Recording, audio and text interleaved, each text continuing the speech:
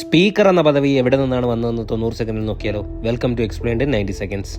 പുരാതന ഗോത്ര സമൂഹങ്ങളിൽ ജനങ്ങൾ കൂടിച്ചേരുമ്പോൾ ചർച്ചകൾ നിയന്ത്രിക്കാൻ ഒരാളുണ്ടായിരുന്നു. പുരാതന ഗ്രീസിലും റോമിലും സഭയിൽ ആരാണ് സംസാരിക്കേണ്ടതെന്നും ചർച്ചകൾ എങ്ങനെ മുന്നോട്ട് കൊണ്ടുപോകണമെന്നും നിയന്ത്രിക്കാൻ പ്രത്യേക അധ്യക്ഷന്മാരുണ്ടായിരുന്നു. സ്പീക്കർ എന്ന പദവിയുടെ ആദ്യ രൂപങ്ങൾ ഇതൊക്കെയായിരുന്നു. പക്ഷെ നമ്മൾ ഇന്ന് കാണുന്ന സ്പീക്കർ എന്ന ആശയം ശക്തമായി രൂപപ്പെട്ടത് ഇംഗ്ലണ്ടിലായിരുന്നു. 1300കളിൽ ഇംഗ്ലീഷ് പാർലമെന്റിലെ തീരുമാനങ്ങൾ രാജാവിനെ അറിയിക്കാൻ ഒരാളെ തിരഞ്ഞെടുത്തു. അയാളെയാണ് സ്പീക്കർ എന്ന് വിളിച്ചത്. ജനപ്രതിനിധികളെ ഒരു തലവേദനയായി കണ്ടിരുന്ന രാജാവ് അവരുടെ തീരുമാനങ്ങൾ അറിയിക്കാൻ വന്നിരുന്ന സ്പീക്കറെ ജയിലിലടക്കുകയോ കൊല്ലുകയോ വരെ ചെയ്തിരുന്നു. അങ്ങനെ ഈ പദവി ഏറ്റെടുക്കാൻ ആളുകൾ മടിച്ചപ്പോൾ പലപ്പോഴും സഭാംഗങ്ങൾ നിർബന്ധിച്ച് സ്പീക്കറെ കസേരയിൽ പിടിച്ചിരുത്തേണ്ട സാഹചര്യമുണ്ടായി. കാലം മാറിയെങ്കിലും ഭരണപക്ഷവും പ്രതിപക്ഷവും ഒരുമിച്ച് നിർബന്ധിച്ച് സ്പീക്കറെ വലിച്ചുകൊണ്ട് ഡയസിലിരുത്തുന്ന ചടങ്ങ് ഇപ്പോഴും നിലനിന്നു പോകുന്നു. I invite Sri Om Birla to come up and occupy the chair. Sri Thirunjur Radhakrishnan is declared elected as Speaker of the 16th Kerala Legislative Assembly. ഇന്ത്യയിൽ സ്പീക്കർക്ക് വലിയ അധികാരങ്ങളുണ്ട്. സഭയിലെ അംഗങ്ങളെ സസ്പെൻഡ് ചെയ്യാനും നടപടിയെടുക്കാനും പോലും അദ്ദേഹത്തിന് കഴിയും.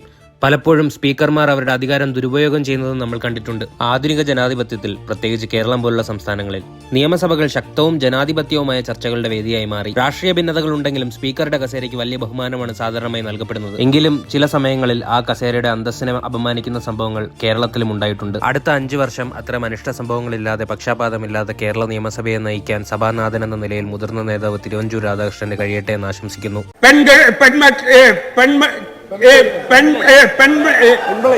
എംപ്ലോയി